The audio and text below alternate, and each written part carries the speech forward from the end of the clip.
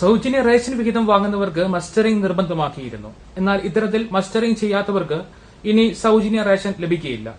സംസ്ഥാനത്ത് മുൻഗണന റേഷൻ കാർഡിൽ ഉൾപ്പെട്ടിട്ടുള്ളവരിൽ നിന്നാണ് സൌജന്യ റേഷൻ വാങ്ങുന്നവരെ പുറത്താക്കിയത്.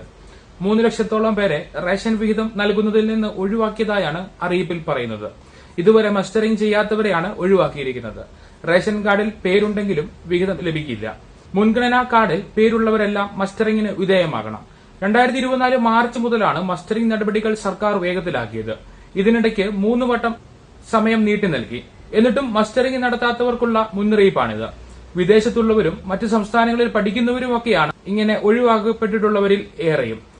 വിവിധ കാരണങ്ങളാൽ റേഷൻ മസ്റ്ററിംഗിന് വിധേയരാകാത്തവർ 9,81,500 ആളുകളുണ്ടെന്നാണ് കണക്ക്. റേഷൻ വ്യാപാരികളുടെ സഹകരണത്തോടെ കിടപ്പ് രോഗികളുടെ മസ്റ്ററിംഗും നടത്തി. ഉദ്യോഗസ്ഥർ നൽകിയ റിപ്പോർട്ട് അനുസരിച്ച് മസ്റ്ററിംഗ് നടത്താത്തവരുടെ പേരുകൾ നോൺ റെസിഡന്റ് കേരള എന്ന വിഭാഗത്തിൽ ഉൾപ്പെടുത്തി.